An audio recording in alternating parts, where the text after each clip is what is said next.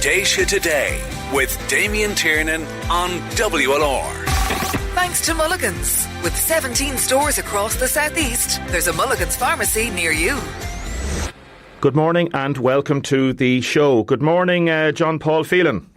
Good morning, Damien. Thank you so much for joining us again this morning. Everything well?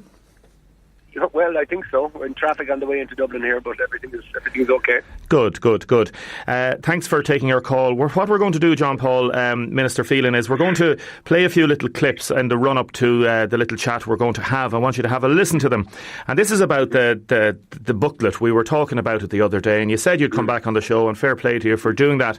So it's obviously something that our listeners have been very animated about, and sometimes you think they wouldn't get animated about something like this, but they have been very animated because a lot of them didn't get this booklet that we're talking about. For people that don't know, this was the booklet that was done by the Commission, which is like this independent group that were supposed to send out through a private company this booklet to all the households in the electoral area that were voting for the mayoral plebiscite, Waterford City and County. So, why are we talking about this morning? Obviously, Minister, it's because of our listeners' right to be fully informed by the state, by the government, by the council, by elected officials on matters which concern them. So the main party, Fine Gael, through yourselves, has told you, me, everybody in the county, particularly Waterford, Cork and Limerick, the vote on the mayoral plebiscite was one of the most important matters to come before this electorate in years. Why? Because you said it would help form a new system of local government for Waterford, Cork City and Limerick for the decades ahead, and it would be a template for other cities, possibly such as Dublin and Galway.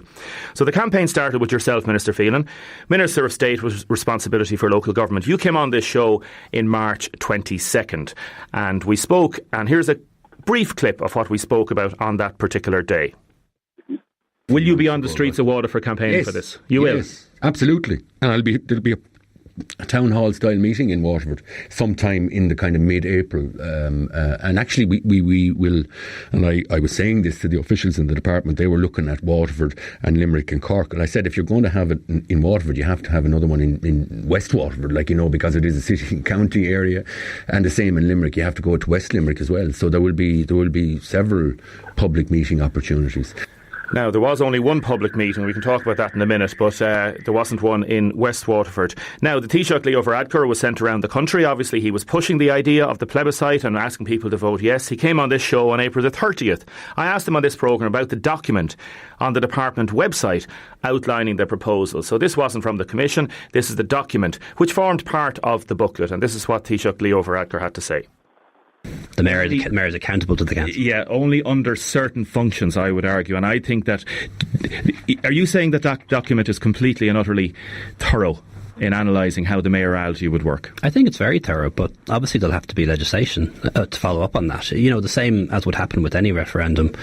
When the referendum is passed, or if it is passed, then you need to follow up on that with the detailed legislation. But that document, for anyone who has a chance to read it, will give you a pretty good summary of the direction of travel that we want to go in. But only if the people want it. And I've read it 3 times. I'd encourage people to at least try and read it once.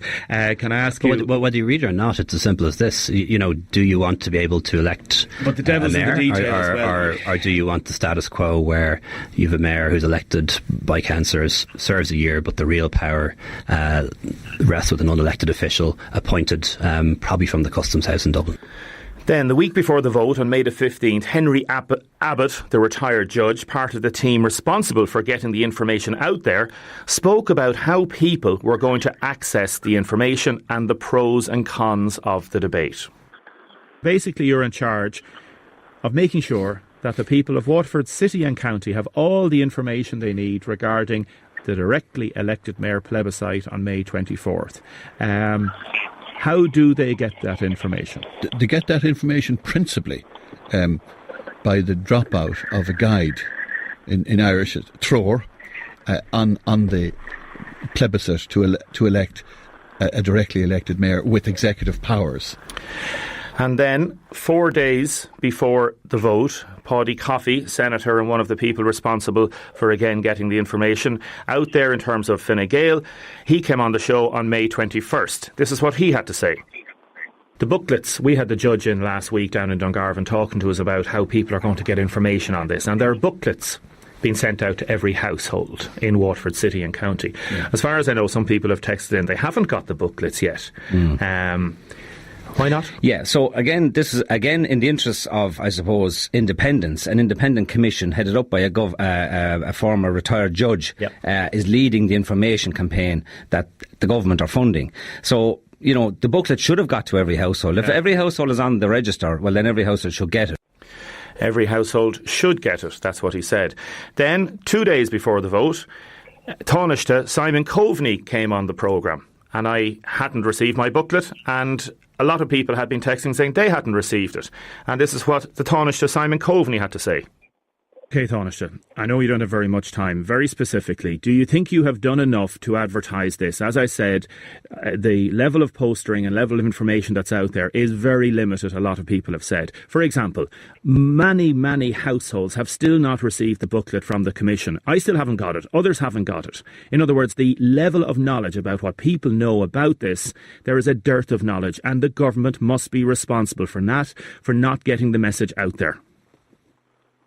Well, look, I mean, the government is putting a choice to people. It's not trying to ram anything, down anybody's throat. They don't know that choice because they still, like, imagine one day before a plebiscite, we still don't have the booklets.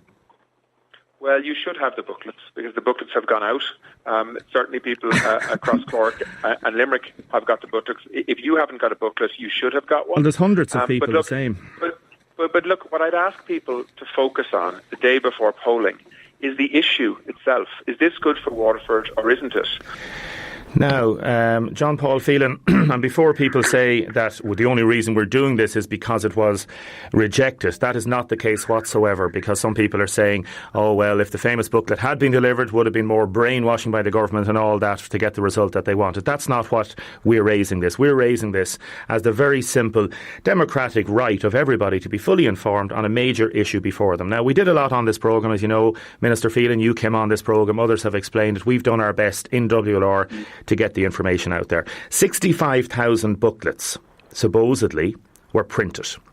Now, you were to ask questions up at the Customs House the other day when we spoke to you last. What have you found out?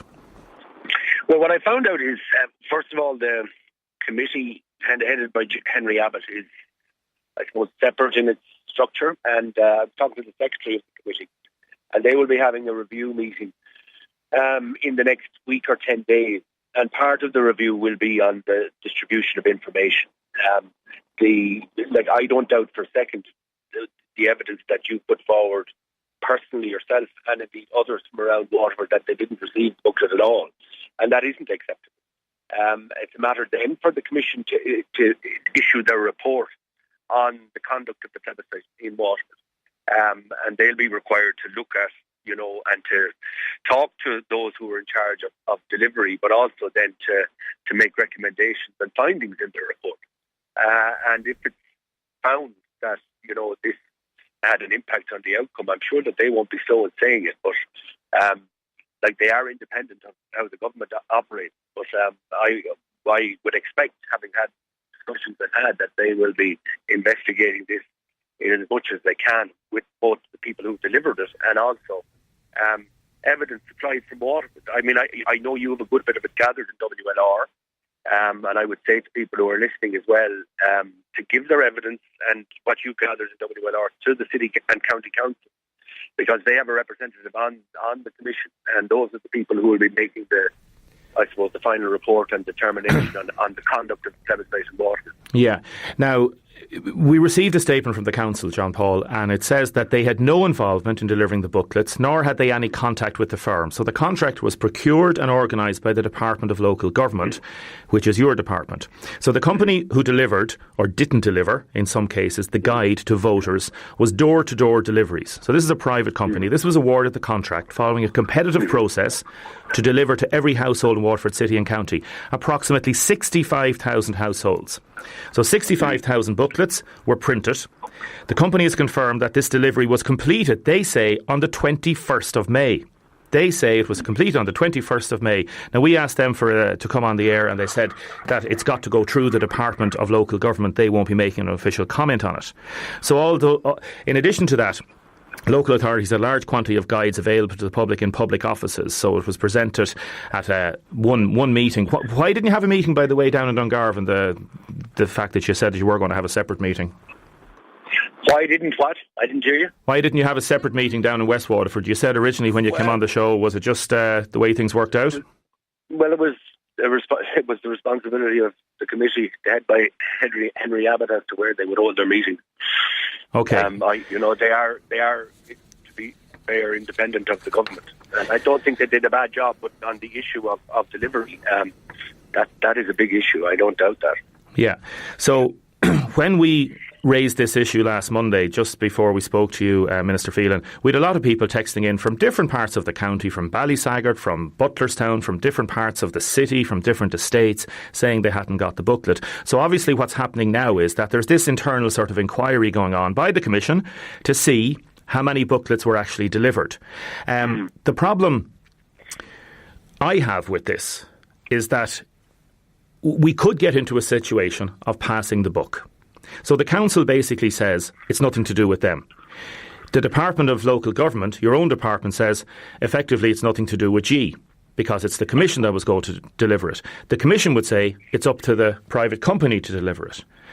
My question is, who ultimately is responsible for this? Should the buck not stop somewhere, in particular with you as the Minister with overall responsibility for this plebiscite? Well, that would be a complete misunderstanding of how the law is. Not only can it not, it would be illegal because of the McKenna and McChrystal judgments. That's why these commissions are established. Government cannot give out,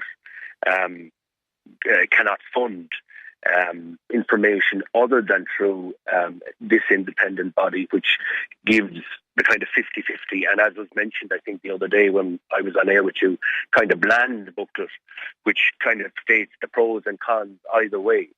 Government is specifically, by those judgments, precluded from becoming involved in the activities of any referendum or plebiscite. Yes. But it's the responsibility of the Commission as established to ensure that the information is both put together and delivered.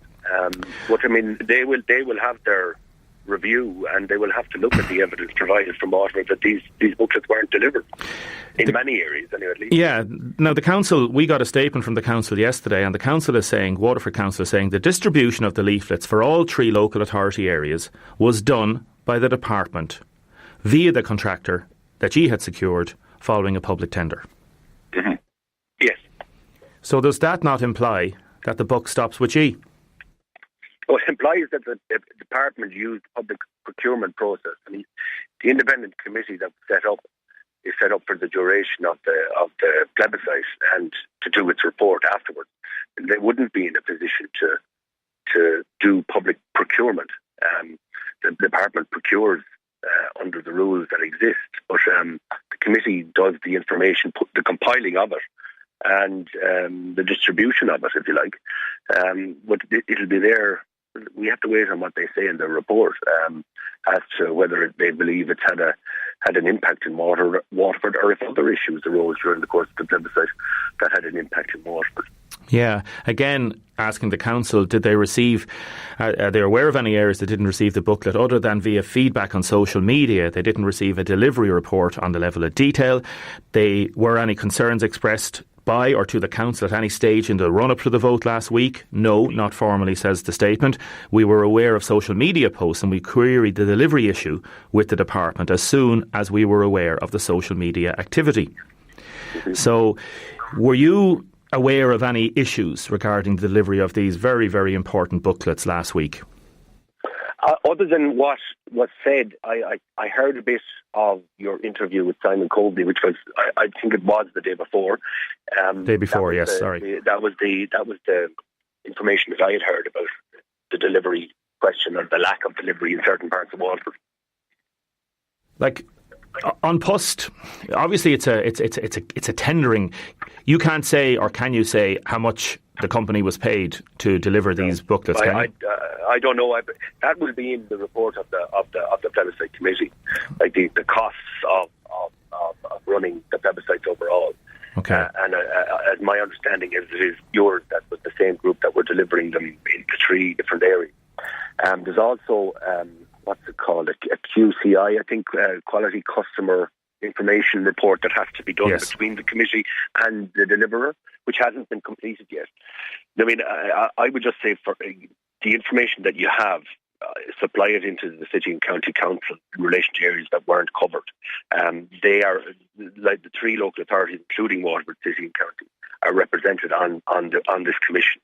And that will help us to see the gaps that exist in terms of the delivery in the case of Waterford. I'd also be interested to know, did it exist in other areas? I haven't heard any such similar complaints yet, anyway, at least from Cork City and from Limerick City and County. Yeah, and again, Minister Phelan, if this was only, let's say, a small little thing, we wouldn't be going so big in it. I wouldn't be so concerned with this, because again, I've covered lots of stories over the years, but because of the importance of this, now some people are texting in and saying, basically you should have gone on the internet and find out about it, but the reason these booklets were delivered, and this is what Henry Abbott, the retired judge, said, he said the main way of getting the information across will be the reading of this booklet.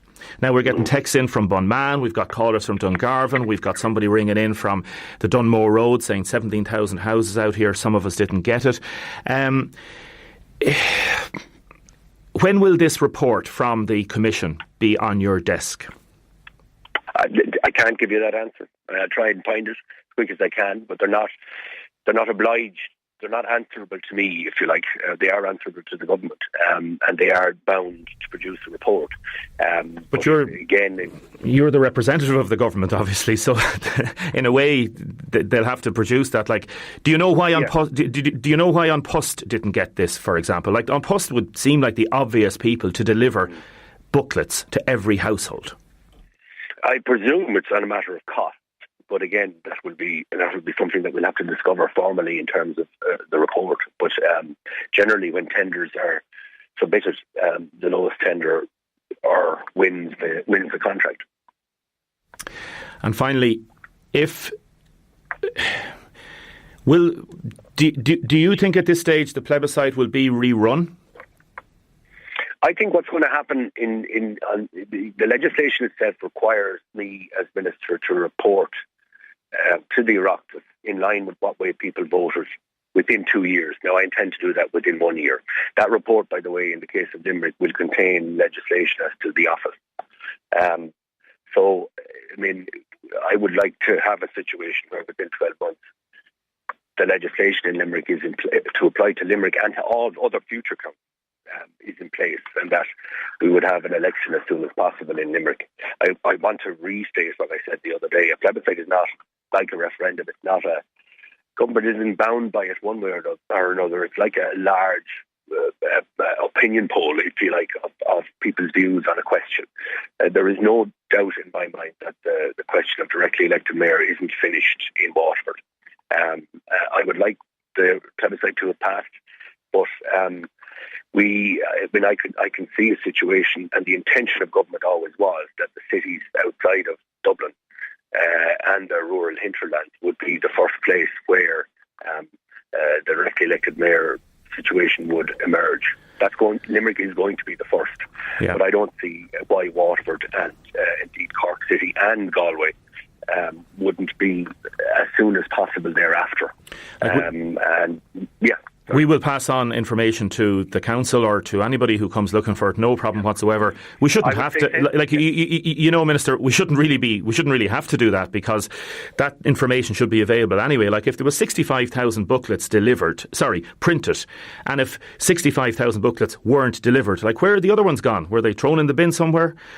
Sandra's just texted from Manor Lawn saying, "I'm listening. I still haven't received a booklet." Like, even if people got it after the referendum, after the plebiscite, they might have said, "Oh yeah, it was late," but like, they still haven't got it. So I wonder what's happened to them.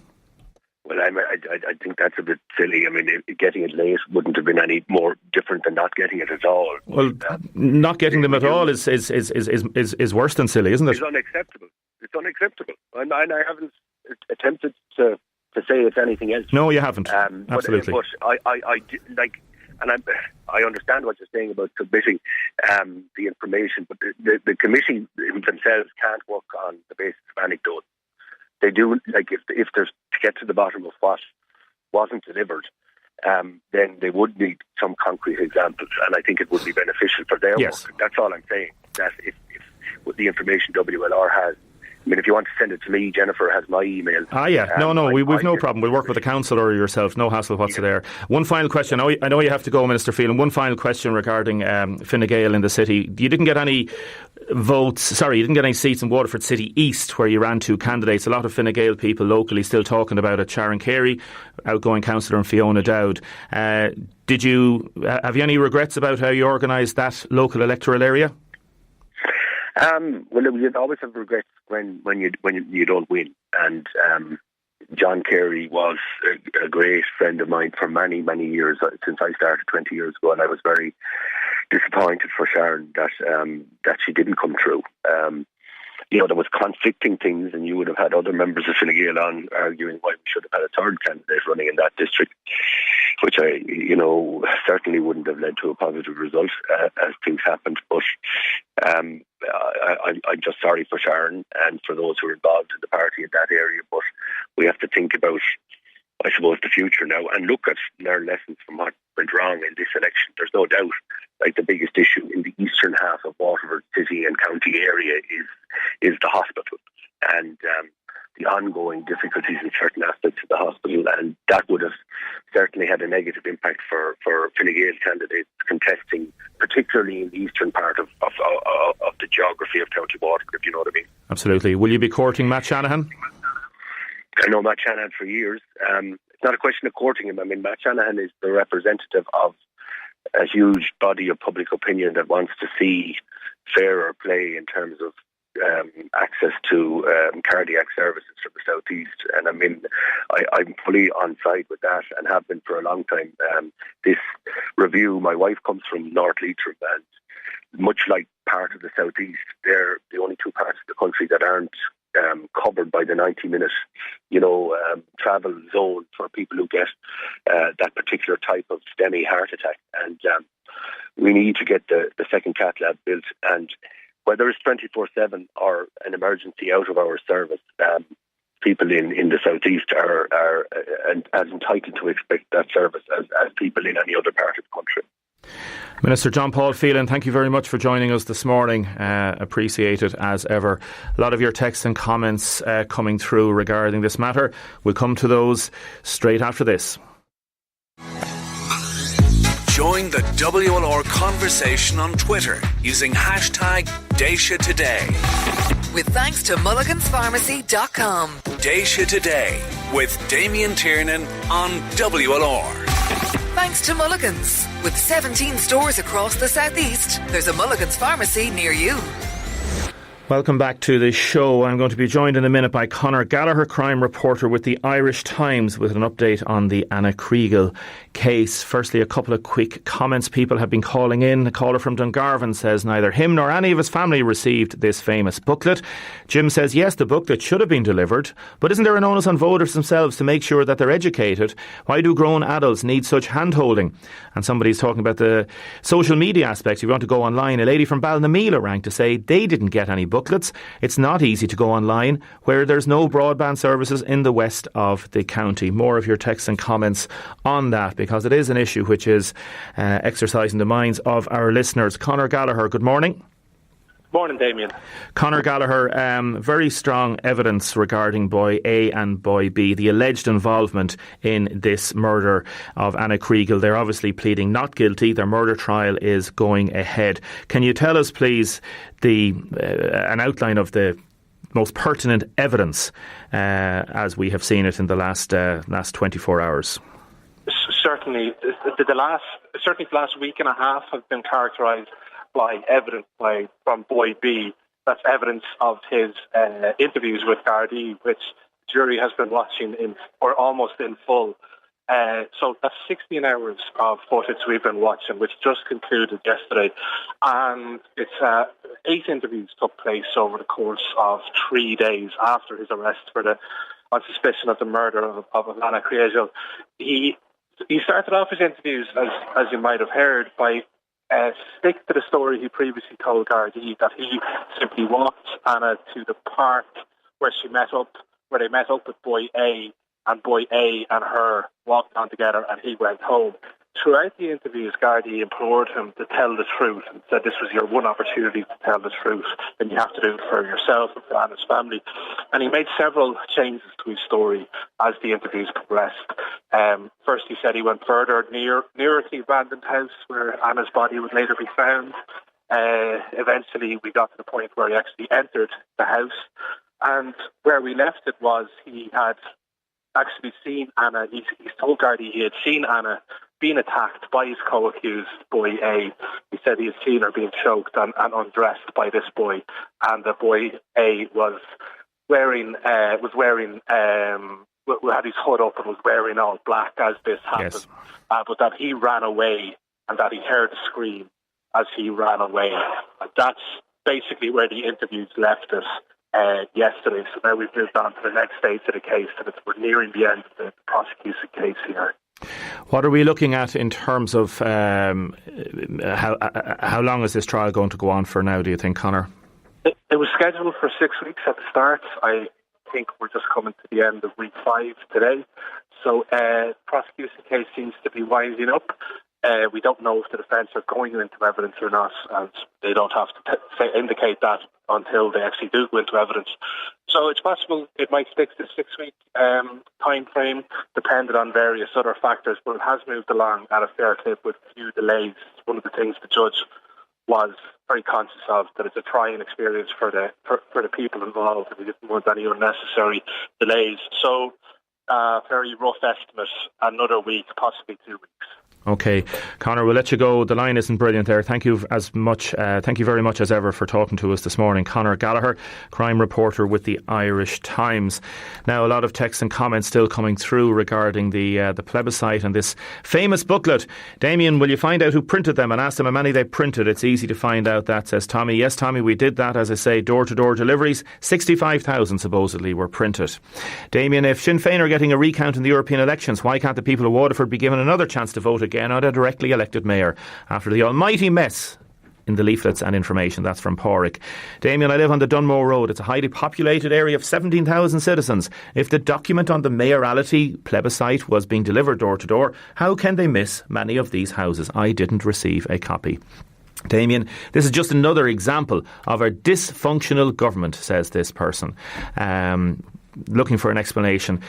People should be held accountable for their actions. There's no accountability. Following on from the fact that we didn't get the information going forward when we were asked to vote on anything and information has been made available to the electorate, we should have a second plebiscite, says this person. Even the dogs on the street know the only company that delivers to every house in the country is An Post, says this texter. John Paul Phelan didn't answer many of your questions directly, Damien, and you asked him, says another texter, will he court Matt Shanahan? It was the longest yes or no answer I ever heard. Not answered. That says Johnny. Texter from Dunmore said, we did get the plebiscite booklet. It came in the post. Damien, this is the first I've ever heard. I've heard it all now. A fully paid up minister who's not part of the government. So where are the books now? Says another texter about this. Damien, love the show. Just listening to you and all the people going on about the booklet. Why didn't they voice their concerns before the election and before the plebiscite? There's an awful lot more important issues going on around the country. They must have nothing else to think about. And that's from Alice. One of the reasons, Alice, that we have gone into this issue and really kind of delved into it, and Jennifer, our producer, and David out there got a lot of clips together for that, because giving out information on a very important issue is part of the democratic process. And if that wasn't done properly, people should say why it wasn't done properly, and we need explanations, and we need to learn from things. That's why we're here. And we're here because people would have expected, even the day beforehand, for this famous or infamous booklet to arrive in the door. And for a lot of people, it didn't come in. Now, stay with us. We want to hear about repackaging and the idea that you can't put, see that black plastic that you get on some package? You can't put that into the recycling. You can't at all. And then we've got to talk a brilliant little story about an Irishman who went to live in Manhattan and a Miami Cuban lady who's come to live in Lemmy Bryan. It's good to talk. Déise Today with Damien Tiernan on WLR. Thanks to Mulligan's. For free advice on your healthcare, talk to your local pharmacist at Mulligan's. You got that power over me. My, everything I hold dear resides in those eyes. Déise Today with Damien Tiernan on WLR. Thanks to Mulligan's. With 17 stores across the southeast, there's a Mulligan's pharmacy near you. Good morning. How are you? I'm very well, and how are you? Very good, thanks. Very good. People may know you, Elaine, as the blogger behind Living Lightly in Ireland. It's a blog that's very popular, and it's about cutting down on waste packaging, and in particular, the serious over-packaging in supermarket grocery items. I did a bit of bag packing there for fundraising there last 2 weeks ago. It's just unreal, Elaine, isn't it?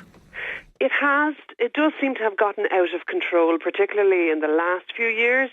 It seems to take longer to actually unpack your shopping than it does to actually do the shopping now. And we're talking obviously about waste, and in terms of plastics and items that don't have to be put in plastics, but for some reasons, maybe it's got to do with the systems that the supermarkets adopt, but I suggested that everybody should do an hour's bag packing a year just to see the amount of packaging. I was asking people, will I take off the plastic from particular items? They said, no, don't do that. You're not going to obviously empty out your cornflakes into a bag. But when you see the amount of plastics there, how does it make you feel, and why do you feel so passionate about this?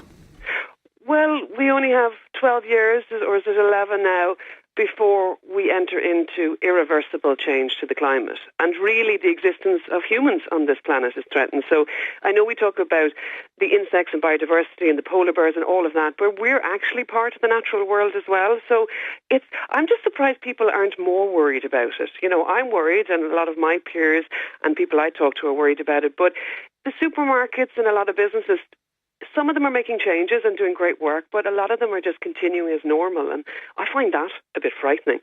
And I do think that a lot of what's happened is down to the way our food systems work now, and it's been taken out of the hands of the consumers quite a bit. So a lot of supermarkets now order large quantities from suppliers who are far away from where we're buying, and so the food has to be protected en route. And it's also, because it's travelling long distances, they're often sealed in environments where they can't decay as quickly. And that's why we need packaging if we're getting our sugar snap peas from Kenya or our blueberries from Argentina. Whereas if we were buying from a farmer locally or even in the UK, we'd need an awful lot less packaging. And then also at the tills, it's much quicker for the cashiers to scan a pre-barcoded package than to weigh 4 loose tomatoes. And so a lot of it is tied up with the profit of the supermarkets. So it's not always something we can control, but we can do small bits to reduce it, and also we can tell the supermarkets we're not happy about it. And there are attempts, there's a lot of people doing different products and different things to try and help reduce things. So, for example, there's this Amy Orr who's in a company called You Me, and they're basically trying to minimise waste shopping, up and running a past couple of weeks, and they have a small amount of stocks. They're selling cotton shopping bags, producing bags, produce bags, solid shampoo bars and refills, natural deodorant in tins, stainless steel lunchboxes, same for a few things. Even look at the milk. You look at the milk racks, I suppose, and most of the milk there is done in the hard plastic. Whereas, would it be better to buy milk in a carton rather than hard plastic? No, it's sort of unclear as to which is better and which is worse. The Tetra Paks are a composite material, so they have plastic and paper in it, and you have to separate them before you can recycle the paper. And the plastic, any plastic that's recycled, a lot of people assume it's recycled into food packaging again, but because of concerns over contamination, which is fair enough, it can only be downcycled into other items like fleece jumpers or backpacks or carpet or things like that, which is fine if we were all buying recycled plastic items, but we're not. So plastic can only be downcycled. So the thing about milk cartons, the plastic ones can be recycled quite easily. There's no colour in them, so it makes them quite a valuable product material in the recyclable market, whereas Tetra Pak is much more complicated. Okay, well let me give you an example then. Tesco have a big milk container, again a Tetra Pak container, and it says on it 75% less plastic. Mm-hmm. So straight away you think, okay, is that a good thing? Should I be buying that? But you're saying, no, not necessarily. Well, the thing is, it's not a black and white issue, and this is why it's so hard for consumers. And I would prefer, I'm always pushing the reuse and reduce line when it comes to living sustainably, because in other countries they have milk vending machines, or they have, as we're seeing happening in London, glass bottles coming back which people can return. And that is far more sustainable. So sometimes I hear the conversation getting bogged down in detail over, is this packaging less bad than that? The only sustainable route is to avoid packaging completely wherever possible. Okay, and it's not always possible. No, it's not. It's not. Like if you talk about milk vending machines, that's not happening anywhere in Ireland. It's not happening. Simple as that, right? So let's live in the real world, Elaine, and let's be practical about this. So you talk about black and white issues. Black plastic compared to white plastic, is there a difference? Well, black plastic, as far as I'm aware, and is not recyclable. All of the research I've done has told me that black plastic is not recyclable. And that's what I've heard as well, yeah. So the black container, which may form the bottom part of a plastic packaged material, literally cannot be recycled. No, it can't, but it's used because it makes food look well on it, particularly meat, and that's why the retailers like it. Now, soft plastic as opposed to hard plastic. So, for example, if you buy your milk in a plastic container, and if there is a label around it, soft plastic, can soft plastic be recycled? No, the label's not recyclable. So what happens, can I ask you, do you know what happens if we, and we're going to get somebody on from Repack about this, do you have to take off that label then before you throw the plastic into your recycling bin? Well, ideally you should, and you should put the soft plastic label into the black bin and not your recycling bin. But if it doesn't happen, it may happen at the recycling point, or if it ends up, because very little plastic is actually recycled in Ireland. A lot of it is shipped abroad. And so the people who recycle, let's say, the milk bottle, they're interested in the plastic in the milk bottle. They're not interested in the label. So they will send it to landfill or incineration when they get it. So it'll eventually end up in landfill incineration. Okay. Elaine, thanks very much for that. Elaine, you've heard there. Elaine Butler, blogger behind Living Lightly in Ireland. We're going to go straight to Cork. And Billy Kelleher, good morning. Good morning, Damien. Billy Kelleher, just elected MEP for Ireland South. Congratulations. Thank you very much. Yes, it was a long couple of days, I suppose, not just for me, but for all candidates, and it's still ongoing. The count actually here in Nemo Rangers in Cork City, so it could be a number of hours or days before we know the final results in terms of the number of or the candidates that will be actually chosen to represent Ireland South. But from my perspective, I was declared elected last night, and it's a huge honour and very humbling, and I'm looking forward just to a new challenge. And will happen in the 2nd of July. The Parliament will sit in Brussels. That will be my first opportunity to actually take a seat on behalf of the people that vote for me. And we'll be talking to Grace O'Sullivan shortly regarding that recheck and recount. Yes. Fianna Fáil traditionally be very good at the old tallies. Some of them certainly would have been. What's your read on it? Do you think she has enough, more than 300, to stay ahead of Leon and Iriada? Well, you would assume that would be the case. I mean, the only way that you could make up 300 and something votes would be in the event of a bundle of votes actually being put into the wrong pile for the wrong candidate, if you know what I mean. I mean, the individual vote, they may be individual mistakes, but they will be done or made for every candidate so that they knock out each other. But the only way you could claw back, I think, 370-odd votes would be in the event of there actually being a bundle in the wrong pile for a candidate. So it's unlikely. But look, I mean, it's an entitlement of any candidate to call a recount at any stage. I've been involved in one myself in 1992. It's very famous one, yeah. Candidates and their family. It really is. It puts a lot of pressure on it. People are tired after a long campaign, and people have to get back to their normal lives as well. You have a lot of people that have invested time and effort and emotion in it. So you feel a certain amount of sympathy for everybody involved in that today. What are your main priorities for Europe, Billy Kelleher? Well, look, I mean, the most immediate issue facing Ireland is the issue of Brexit, and just to ensure that when the European Union is negotiating with the UK on in terms of the future relationship, whenever the UK leaves, that it's done with Ireland foremost in their minds. So, I mean, I think that's the imperative for every MEP, is to ensure that Ireland is kept very much front and centre in terms of negotiations, so that we don't end up with any impediment on the island to trade or to commerce, to the free movement of goods and services across the border. The issue of free movement of people has been resolved. The common travel area has been legislated for, but the issue of goods and services, and just basic everyday commerce on the border areas will have to be addressed. And then the bigger issue, of course, beyond that then, is the trade relationship between the European Union and the UK. And again, that's an area that we'll have to make sure Ireland is kept very much in the centre. The thing I'd be worried about, Damien, is that Europe could become Brexit weary.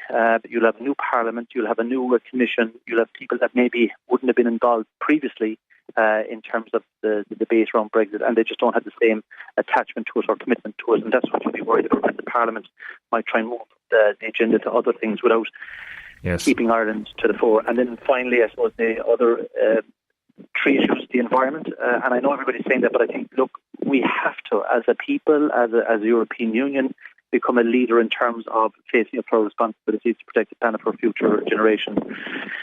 That's the easy part of saying it. The hard part is actually bringing forward policies that will actually change how we live, how we move around the world, how we farm, how we are involved in commerce, all of these things that contribute to carbon emissions, that we bring forward sensible policies that don't impact negatively on our industries and on our agriculture, but at the same time that we meet our commitments and go beyond meeting our commitments.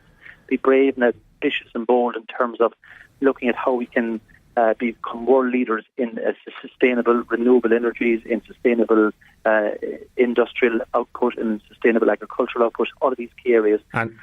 So common agricultural policy in itself and fisheries policy as well will be the two issues that are being renegotiated, with this new Parliament having an input into it. So there are two key issues. And well. Can I just ask you in 30 seconds, because I know you're under pressure there, judging by the Fianna Fáil first preference vote, do you think Fianna Fáil would be happy to go with the general election within the next 6 months, or do you think it'll be 12 months?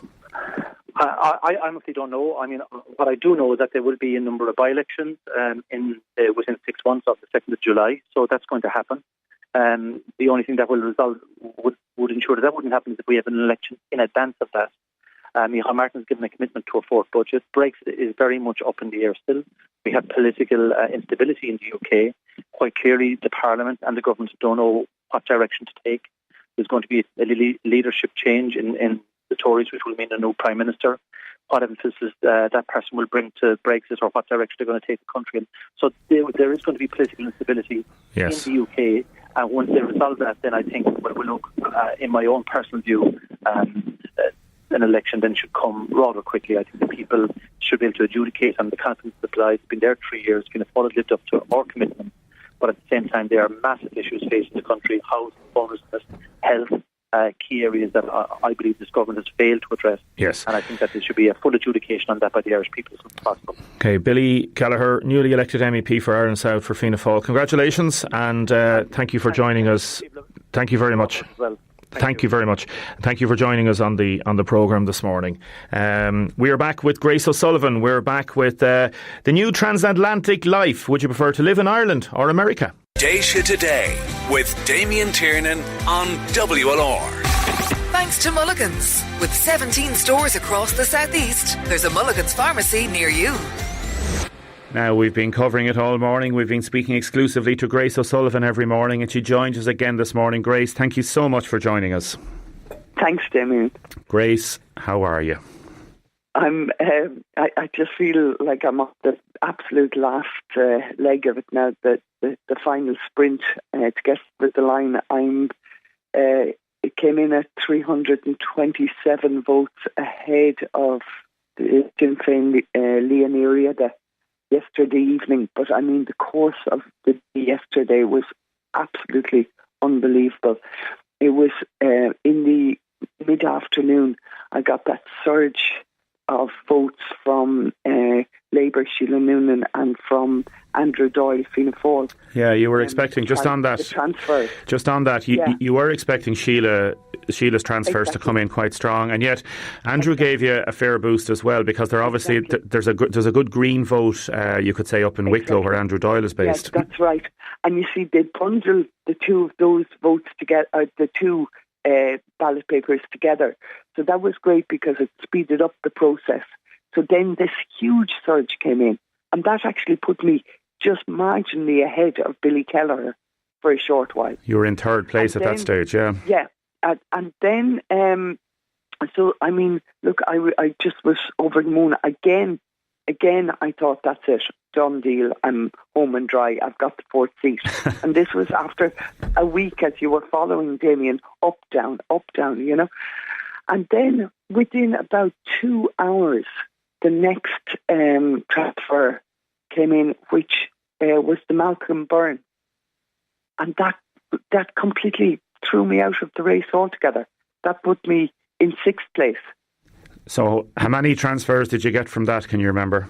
I can't remember the number. What I know is that the Malcolm Byrne transfers, which we really had counted on, because we thought, given the geography with Malcolm Byrne in Wexford and myself in Waterford, we thought there'd be a good transfer. What happened was the bulk of Malcolm Byrne's obviously went to Billy Kelleher. The next went to Deirdre Clune. And then, and of course, Mick Wallace got some. But Deirdre Clune did very well, as did Leah Nureda. I did poorly in that one. So, I mean, you know, obviously it'll be all worked out why at some stage, you know. But I did really poorly, which threw me out of it altogether. Yeah. So that was in the space of a short few hours. So I had gone from absolutely very high, it's done, fourth seat, right back down to be out of the race. I couldn't believe it. I absolutely couldn't believe it. The ecstasy and the agony. Yeah, absolute agony. And then where did we go from there? I can't even remember anymore. I mean, it was just like I was just starting to really get tired. And then, Damien, I had like my daughters, Momo and Irena and Emer were with me. And as you know, Emer is with the Brothers Charity in Tremor, you know, and is special needs. And Emer had been with me through the course Sunday, Monday, Tuesday, Wednesday, you know, and she was starting, and she was brilliant throughout, you know, kind of, because she's picking up on my emotion, you know. And yesterday she was starting, I could see even her energy, she was starting to lose it, you know. And then as a mother, like, and I'm a single parent, you know, that was bearing down on me as well. I could see that it was all becoming overwhelming for her. And Damien, what you have to understand is the Count Centre is jammered packed. When those numbers are being called out, when the announcement has been made by the returning officer and the Cork City Sheriff, Martin Harvey, the tension in the Count Centre is unbearable. Now, it's unbearable, you know. So then we got to the stage last night, and honestly I'm starting to lose the thread of it now in terms of time. Yeah, well, what happened, then, just to remind you, I suppose, like, Deirdre Clune was thrown a lifeline after the 16th count, as you say. She received 20,000 votes, 20,183 from Andrew Doyle and Labour Sheila Noonan papers. They represented over a quarter of the transfers. Sean Kelly then came in, and then on the 17th count, effectively what happened was Deirdre Clune was on 97,935, Grace O'Sullivan 96,095, and Leah Nureda 95,573. So you just stayed ahead of Leah Nureda. That's right. Yeah. So then what happened was Sinn Féin decided that because the number of votes was so small, so the margins were so tight, they went into discussion with the returning officer and requested a recheck of the papers. Yes. And a potential full recount of the whole, all the ballot papers. Every ballot paper, yeah. Every single one. So that's whatever, 750,000. So where we are this morning is that they are just beginning preparing now for the recheck of the O'Sullivan ballots and the Nereida ballots. So Sinn Féin, together with the returning officer and the counters, so Sinn Féin will stand and scrutinise that process. And then we have a team that will observe the process. Because, as I said yesterday evening to Deputy Jonathan O'Brien from Sinn Féin, who was very good to inform me of their decision before it was announced publicly. Given that the number is so small, I would have been expected to do exactly the same thing, to have a recheck with the potential recount. So it's they feel that it's really important to check every single ballot paper of Nereida and O'Sullivan will be counted in the course of, rechecked in the course of today.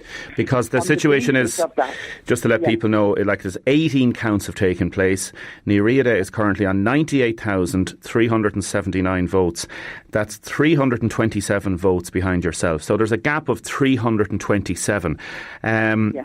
People that know about these things seem to be suggesting that that's probably enough for you. In other words, you may get some votes that will switch either way, but more than 300 votes is a lot of votes to go from one to another in terms of spoiled votes or checked votes or anything like that. What's your feeling on it? Do you think you are now going to be an MEP? I think I am, because do you know what, Damien? I have a strange feeling. You know, when you call something like this in the checking of the ballot papers, it could go in my favour. You see? Absolutely. So I might even come out with a little bit more. So I'm actually feeling quite positive that I will take that fifth seat. Now, Damien, it's still not over, because we have the Clare Daly case in Dublin. Yes. Where the last person eliminated. So this would be, if the count is correct, would be Leah Nereida. Then her transfers need to be counted. Yeah, this is important for people that don't know, because this will allow, basically, like what happened was the order in which the seats are to be filled as the fifth seat, as you say, in this constituency only comes into play once Britain leaves the EU. So if Nereida is eliminated following the recount, her distribution will determine the finishing order. Exactly. So that's still there. So I suppose today, taking it step by step, I have to observe the recheck. Yes. Based on that, Sinn Féin will decide whether to have a full recount. Because it's a bank holiday weekend, the returning officer has said it would only start on Tuesday, because one Nemo Rangers, the count centre, is not available. So all of the ballot papers would have to be moved to a new venue. They're saying that it would start on Tuesday and probably in the City Hall in Cork. So that's where we are at the moment. So I'm just going to leave it at that for myself and just concentrate on the recheck today. And then, you're talking about the long weekend, and we'll see where it goes from there. Grace, so it's up to Sinn Féin then to decide on the basis of the outcome today whether to proceed or not. Okay, so sometime this evening after this I think so. it may be a case that they won't call for a full recount, and you could well have the seat. Yeah, well, what I call it is the seat of uncertainty because of Brexit, But anyway, look, I mean, Damien, that's where it is at the moment. So there's still some kind of excitement in it all, But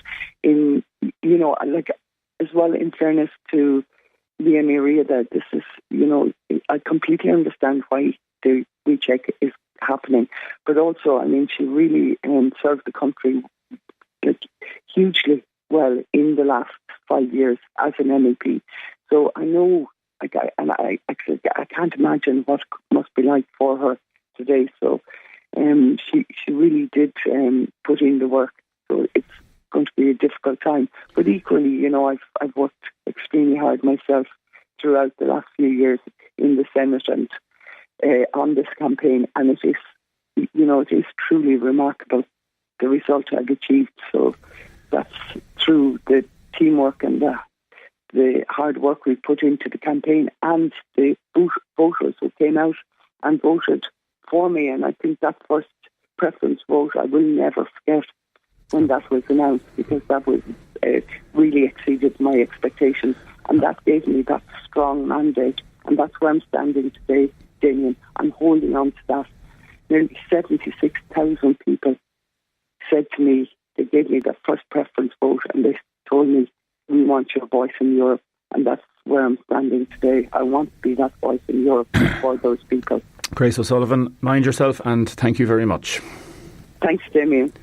Well done, and best of luck to Grace. A lady caller from Lower Grange says that neither her nor her neighbours got the mayoral booklet, and she hopes Grace gets her seat. She says it's such a shame that only 2 women were amongst the 32 elected in Waterford City and County Council at the weekend. Some texters talking about the recycling issue. Does that mean that the black trays we put in our green bins is contaminating all the rest of the recycling? That's from Carmel. No, my understanding is that it doesn't contaminate it, but there is no point putting in those black trays where you'd have a bit of meat on it or whatever, the plastic black tray, because that black, the way that plastic is constructed, that cannot be recycled. Somebody has texted, we should shower and wash your hair less often every day. That will mean there'll be less recycling. But there'll be a lot more smelly people going around, all right. Now we're going to be talking to Shawnee Kiley from On Rhine. He's in New York, and we're going to be talking to Erica. She's a Miami Cuban woman who's made her home here in Lemmy-Brine. Déise Today with Damien Tiernan on WLR. Thanks to Mulligan's. Blue Club rewards from mulliganspharmacy.com. Spend a little to earn a lot. Every time I think I'm voting, I know you're voting too. There's no doubt you're voting. Déise Today with Damien Tiernan on WLR. Thanks to Mulligan's. With 17 stores across the southeast, there's a Mulligan's pharmacy near you. Now, welcome back. Now we are going all the way across to New York, and we have a young woman in here in the studio. Erica, how's it going, Erica? I'm well, Damien. How are you? Good, thanks. Where are you from, Erica? I'm from Miami originally. After I graduated university, I lived in New York for 6 years. And Shawnee Kelly in New York. Shawnee Kiley. Good morning, Shawnee. Good morning, Damien. How are you? Very well, thanks. Say hello to Erica. Erica, say hello to Shawnee. Hi, Shawnee. Now we want people to text in anybody who has connections with America, who's gone to live in America, who has relations living over there, or people, Americans that are living over here in Ireland and particularly around the southeast. It's a really interesting topic because we're going to have this idea of how cultures clash, how they merge, how people move around and why they take up residence in different parts of the world. Shawnee, people would know you first. You're originally on Rhine, is that correct? Originally, I grew up in Kilmacthomas. My father's side of the family is obviously from Kilmacthomas, but moved to On Rhine at a very young age in the early 2000s. So I would consider myself as being from On Rhine. And when did you move to the States? I've been in the States now, just coming up on 2 years, Damien. How have you developed such an accent so quickly from On Rhine to New York? That is some accent, all right. No, definitely not, Damien. I still have the Waterford brogue. It's something that I'll never lose, and it's something I certainly don't want to lose at the same time as well. You sound like Tom Cruise in Far and Away. Who wants to be compared to Tom Cruise? Absolutely. And the reason we'd have the bit of crack as well, because I've played against you in junior football, and I was only thinking earlier on. I think the last time we had a conversation, Damien, we exchanged a few choice words between us because, as you well know, you have a very tricky left leg. It's hard to deal with. And I remember I was a corner back playing for Ryan in a junior football game. I'd say it was only about 6 months before I came over here, Damien. That's right. I think that was the last time I said that I spoke to you. I retired you. Erica, tell me about yourself. Tell us about your surname? Hearn. Tell us about where you have come from and where you're living now. Yeah, so I'm from Miami, like I said originally. My parents are from Cuba and came to Miami. So I grew up there, graduated university, took a job in New York, met my now Irish husband. What's his name? Michael Hearn. He's from Bunmahan, and we were meant to come for the summer to vacation, but I fell pregnant with our first son and we never left. And what's your son's name?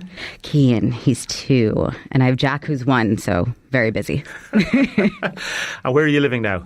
I live actually not even in Lamey Bryan. This is outside, like 2.5 kilometres off the main road. So as rural probably as you could possibly get. How are you? I'm good. Having the children, one thing, obviously the time and the demands that takes, but the culture difference coming from Miami to Lamey Bryan. Completely different. Honestly. No, I'll go away. I know, shocking to hear. But honestly, it's been beautiful. Like, I remember coming to visit and meet my husband's family, and every time I came, I would think, God, I could definitely live here. You know, everyone's so friendly, and it's just kind of this really pure existence. I felt like completely different from my work environment in New York, which is very long hours, kind of go to work, come back home, fall asleep, do the same thing the next day. I felt this was just much more family oriented and a brilliant place for our kids anyway. Shawnee, that leads us directly to you and the reason why you went to the States, and how are you finding that difference between Waterford and New York? I do agree. I do agree that the hours are long. You know, it's not uncommon in New York to be doing a 12-hour day. You could be in the office from 8 a.m. and you mightn't get out again until 8 or 9 that night. New Yorkers certainly do have a very strong work ethic, Damien, but I think as well, Americans they learn how to compensate for that. You know, they really do make the most of their weekends.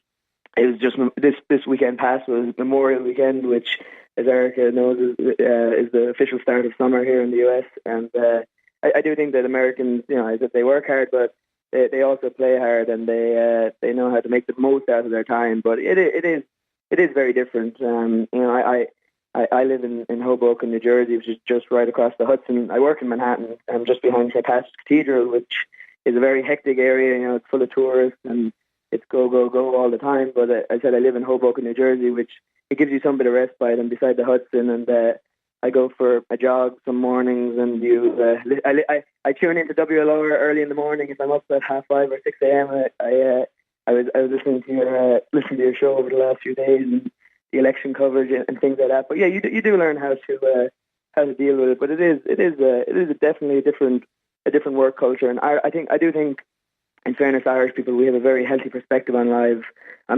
and how we deal with that work-life balance. And Waterford there's no better place than Waterford, and even in Ireland in general. The people of Ireland, how they deal with work and family and that support network. And New Yorkers are, I said, they're tough, but they also do try to make the most out of family and the time that they have, Damien. Okay, keep jogging, obviously, because you will be needed in the on Ryan team when you get to the semi-final. Obviously, they're going to fly you back, I'd say, especially. I heard on Ryan tipped you by a pint last week. They did. We won't talk about it. Somebody missed a penalty with the left foot. The left foot wasn't working. We'll move swiftly on. No, we're not going to talk about that now. Erica's here laughing. Erica, when you hear Shawnee talking about the work ethic, can you explain it from an American perspective, how it compares with what we have here? Yeah, to be honest, I sort of assumed that was the way I would always work. You know, I did long hours. I always worked jobs during university. Once I started, I went into the magazine industry, which was very long hours, kind of non-negotiable. In fact, I remember some of my bosses would leave to do a kid's event, perhaps a child's birthday, and it was nearly looked at like, really? You're going to go before 9 o'clock at night? You're going to go before, especially with the closing and issues and everything.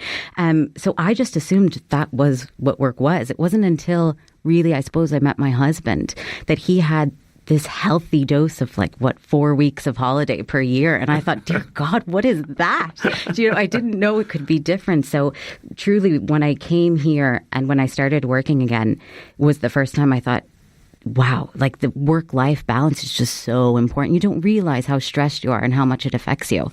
And Shawnee, with that, I'll come back to you in a second, Erica, you're working in a law firm, is that right? Yeah, Damien. I was a qualified barrister back in Ireland, but I re-qualified over here in the States recently as an attorney in New York. So, and what about? What about personal circumstances in terms of girlfriends, wives, children, anything like that?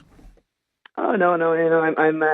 I'm young and single, and you like anybody. It's there's worse places to be in New York with an Irish accent as a single guy. Absolutely, yeah. And is it what they make it out to be in the movies and in the programs regarding law firms and Manhattan? Like, in some respect, some people would see it as a nightmare. If you're in a tractor now, ploughing and tilling or whatever you're doing around Lemmy Bryan, you might be delighted just to be out there at one with nature, and others would see it as a dream to be going across the Hudson up to Manhattan every day. You're exactly right, Damien. I've had several friends come over and visit me over the last 2 years since I've been here, and some of them say, "Oh my God, isn't it great? You're a young guy in your 20s and you're working as a lawyer in Manhattan." And then I have other people that come over, friends that visit me, and say, after 2 or 3 days, "I don't know how you're doing this. I'd hate to do this." So it really is different for different people. But yeah, you see it on both sides. Some people, they absolutely hate the idea of living in New York and how busy it can be. It can be hot in the summer and everyone is working so hard. But then you have other people and they thrive on that. They really go for it, and that's what they want to do. But you see different people react to it very, very differently. Yeah.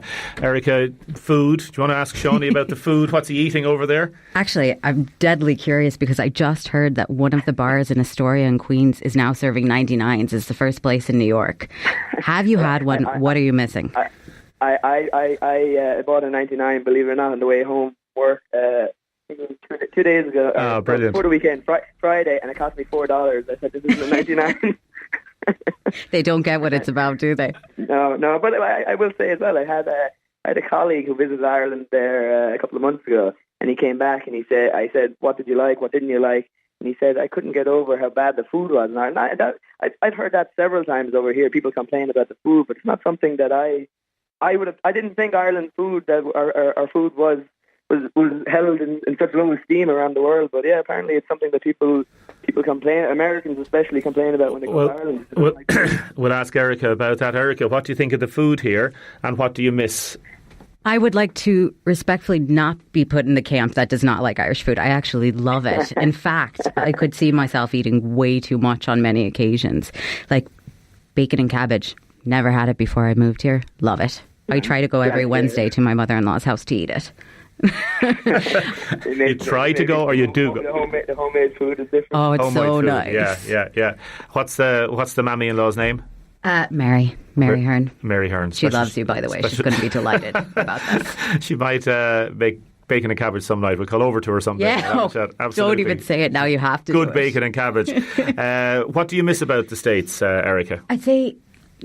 Is there anything you miss? My one complaint about food, about the States anyway, is just sort of the amount of different cultures, like cultural food you can get. You know what I mean? Like, my family's Cuban, so I would have grown up eating a lot of Cuban food, which you can't get here. So it's little things like that. Even black beans, it's hard to find in supermarkets. I found it in an Asian market in Waterford. I was so excited. I called my mom back home, like, just ridiculous. But other than that, there really isn't much other than family and friends that I think, I really miss that. I've really taken well to Ireland and I love it. So, Shawnee, are you missing anything? Do people bring over rashers, sausages or bags of Tato or anything like that to you when they're visiting you?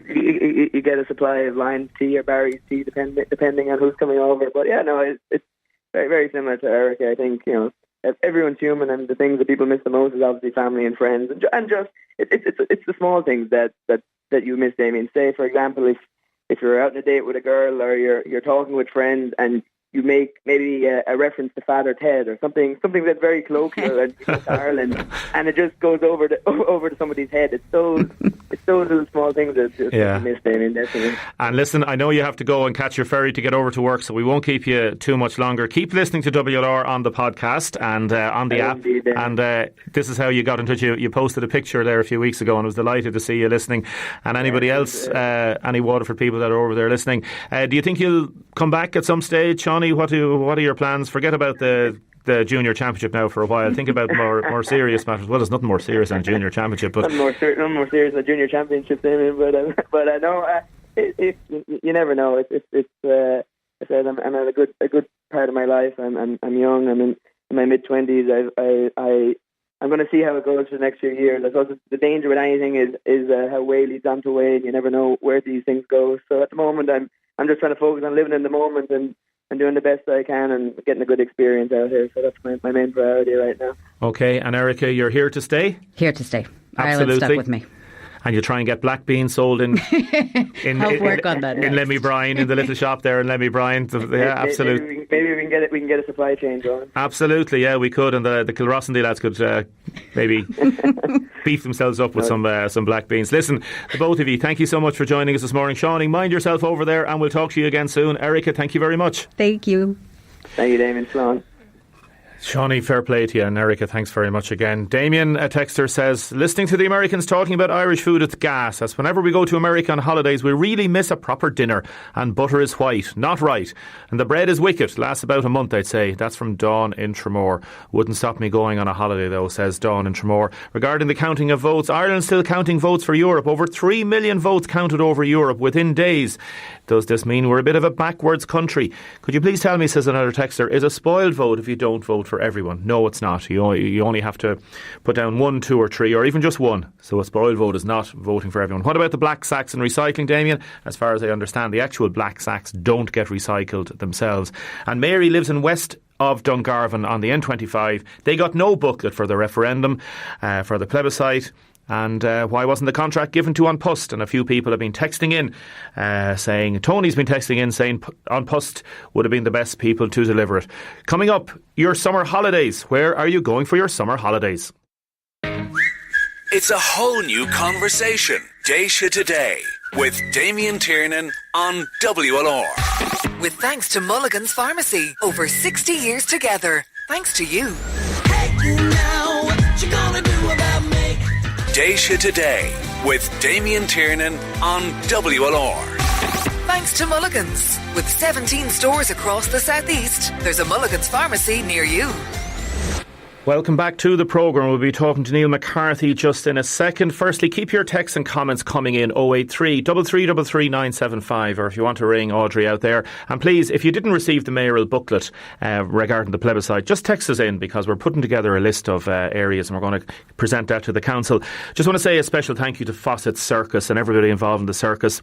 Did a little request last night yesterday for a young chap called Finn. People would know Finn. He has been battling cancer, and his family and Pamela and Andy and all the different people involved with him, and basically the guys at Fawcett's treated them like royalty yesterday. He got a bit of stage fright, he wouldn't get into the ring, but he was okay. They invited him back any night and basically got his little outfit on, and a ringmaster. He's a fabulous little child, and thank you so much to Fawcett Circus for everything that you did for him yesterday. Well done.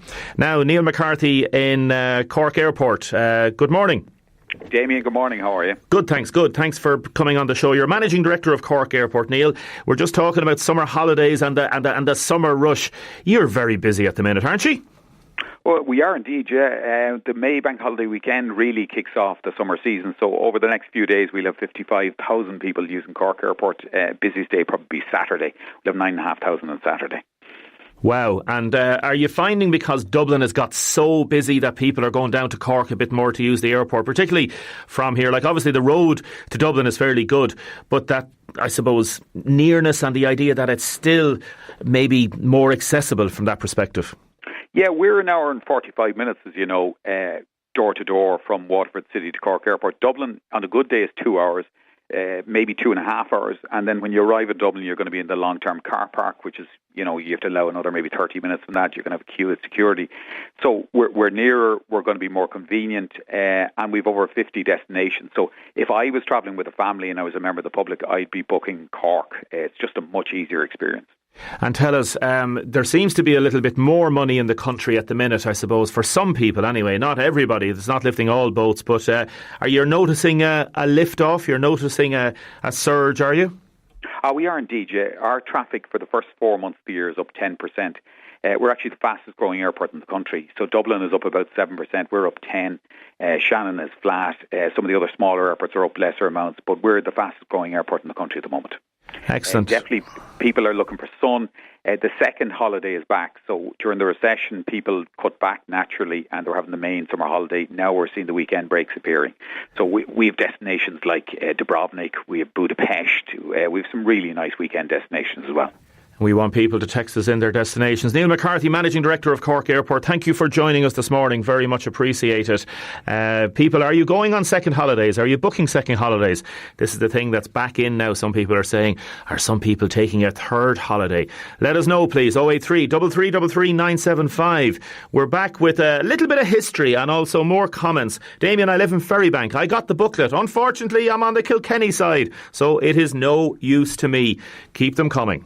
Déise Today with Damien Tiernan on WLR. Thanks to Mulligan's. With 17 stores across the southeast, there's a Mulligan's pharmacy near you. Now, welcome back to the programme. Damien, I just want to say well done to all the postmen who, as well as their everyday post, had to deliver election leaflets as well as voting cards. Maybe they should have been given the job to deliver the booklets for the plebiscite.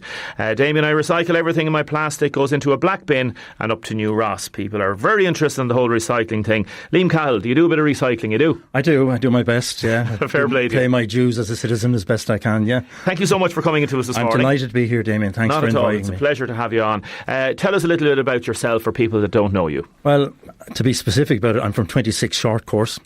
I discovered a couple of years ago, I was actually born in the upper bedroom. My sister told me that they went out to 11 o'clock Mass in Ballybricken one Sunday morning back in May 1950. And when they came home, my mother was up in the upstairs room with me in the bed in her arms. So that's where I'm from, Ballybricken, that area, and went to school here in Waterford as well, in Mount Sion, and worked at a few jobs here in Waterford. I was in the Iron Foundry. I was in a firm of accountants here at Chambers, Halley and Company. And I got very involved in left-wing politics and agitation of all kinds for a few years, and then a bit of an old troublemaker. Well, some people might say that, and it was starting to get a bit hot and heavy. There was a couple of knocks on the door from the special branch and so on, and I decided at that stage I'd quit while I was ahead. So, of all things, Damien, I joined the civil service. But I'd always an interest in writing, and I used to do a bit of freelancing as a journalist because I had good Irish, having come out of Mount Sion. That was an avenue in writing stuff in Irish for the old press group and newspapers. Then eventually I was very active in my union as well, in the National Union of Journalists. And then one day I saw an ad in the paper for RTE. I answered that ad, but before I had done it, I'd spent 6 months as a full-time union official with what is now SIPTU. And so the writing thing and the interest in public speaking is one that kind of came out, I suppose, in a very happy 10 or 11 years in RTE. And then after that, I went out and started up my own business and consultancy and PR and making documentaries and radio programmes and all that kind of stuff. So that's basically it, really. You're here because tonight in the Granville Hotel, what time? 7:45, Parnell Room. Parnell Room, 7:45. We have the launch of your new updated book on the Leinster and Munster Soviets. Yeah. Why are you interested? Just remind people, what is a Soviet as it developed in Ireland 100 years ago? Well, Soviet in simple terms is it's a workers' council, and it's where a group of workers either run a factory or a creamery or a farm, or what happened in the case of Limerick, ran the entire city for a fortnight. And it's based on the idea of workers' councils, or Soviets as they were called, which were started in Russia after the Bolshevik Revolution in 1917. It's a part of Irish history that people still don't know too much about. Even though it was an important element of the revolutionary fervour that gripped Ireland from, I suppose, 1916, 1917, all the way through to 1922 approximately. You're right. I mean, and that's, I suppose, to some extent why I call the book Forgotten Revolution, because it talks about the Limerick General Strike or Limerick Soviet of 1919, when, as I say, they took over the entire city, printed their own newspaper, had their own currency and so on. But what I discovered, and particularly when I went back to do the second edition of the book, which is the centenary edition, which we're launching tonight, is that there were hundreds of these Soviets, seizures of land, occupations of creameries, factories, occupations of farms, mostly across Munster, but also in parts of Leinster. And Waterford played a prominent role in it as well. I mean, there were 1921, 22, 23, huge strikes by the farm labourers in Waterford. There was an incident in 1920 when, as part of a general strike in defence of the hunger strikers in Mountjoy, 3 commissioners took over City Hall and became the Soviet government of Waterford and were acknowledged as such by the then mayor, Dr. Vincent White. So it's amazing when you think about it, isn't it? And they were, but the interesting thing, Damien, was they were opposed all the way, both by the IRA and then, as the Civil War took over, by the Free State government. And it happened on such a vast scale, there was such violence involved, that actually, you know, when I finished writing the book, I came to the conclusion that what we were really looking at was a second revolution, parallel to the one that we're all aware of ambushes and killing of RIC men and the Pickettstown ambush and so on. Or else there's another way of looking at it, because it was a clash between workers and their socialist trade union organisers and the Republicans and the Free Staters. You could say that it was an early civil war, that we didn't have one civil war in this country, but we actually had 2. And that was the one from, say, 1919 to about 1921-22, when workers were actively taking on farmers, big businesses, and the state, such as it was. And people will be able to discuss this tonight at the book launch. So the book launch is on at 7:45, you say, in the Granville Hotel, and it's a really fascinating topic. I'd encourage people to go along tonight to it. It's been organised by the Waterford Council of Trade Unions, which has a proud tradition within Waterford and around of supporting not just local causes, but national and international causes. That's correct. And that outward-looking, I suppose, aspect of a trades council has always been very, very important. The issue of republicanism versus, we say, I suppose, socialism, in a lot of those people's minds, those that were fighting for the struggle, whatever that struggle may entail, it blurred. The edges were blurred. So you have that Republican socialist tradition. You have, are you a socialist first or are you a Republican? And then you have Sinn Féin, for example, now. This is why this is so important, because it forms the basis of where parties are coming from and what they're doing now. I couldn't agree with you more, and that's why I wrote the book originally. I was puzzled in my active phase in Waterford as to why were our grandparents and our great-grandparents more radical than the generation that I was in and that I was facing. And you're absolutely correct.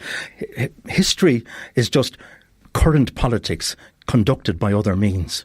And that's why there are these contested views of history and why people try to wrap a version of history around their current political beliefs. And it has been for the last 100 years in Ireland, as you say, a contention between, for example, people who say, we must have independence and the Republic first, and you wait, and then we'll sort everything out after that. And people who said, no, let's get independence, let's establish a republic, and while we're doing it, let's also reform land. Very similar, by the way, Damien, to what happened in Spain during the Civil War as well. And it affects all nationalist movements across the world. It has done. It's the big question. And in fact, you mentioned Waterford Trades Council. I was very proud, I must say, when I was doing my research, to find that the first body in Ireland that sent a message of support to the Limerick workers during their strike was Waterford Council of Trade Unions. And I know from talking to the Trades Council in Limerick down there that I provided them with a list of all of the bodies who provided them with support, and they're writing formally to thank everybody, including the Waterford Council of Trade Unions, for what they did. In Limerick, the lines, as you say, were blurred, because what sparked it off was the death of an IRA hunger striker while he was being rescued in a local hospital. And And he was a trade unionist. He was president of the Post Office Clerks Association. He was a delegate to the Trades Council. At the same time, he was a member of the Irish Republican Brotherhood, and he was a captain in the Irish Volunteers. So Robert Byrne was his name. And his life and persona kind of encapsulated that dilemma. And I think that's what happened in Limerick, that those two forces that had been growing very strongly from 1916 onwards fused together like an experiment in a laboratory. And there was this huge explosion of militancy. And as I was saying to you, the tremors of that ran through Limerick and the rest of Munster and into Leinster from 1919 right up to 1923. And in a way, we're still hearing it now, we're still feeling it now. You see the vote for Labour, you see the vote for the Greens, you see the vote for Sinn Féin, and how the confluence of that happens when people are looking for alternatives. The book is called Forgotten Revolution, the Limerick Soviet 1919, the centenary edition. Liam Cahill, it says A Trip to British Power in Ireland, and it's self-published. It's going to be on sale tonight. Yes. And you'll have it in some of the bookshops as well. It's €15. After this, Damien, I'll be going to talk to them in Waterford Book Centre. Lovely. And of course, it's available online as well. Lovely. And thanks to Johnny Cluno for getting in touch with us about this. I'm sorry we don't have more time to talk, but anybody who wants to continue this discussion, 7:45 tonight in the Granville Hotel.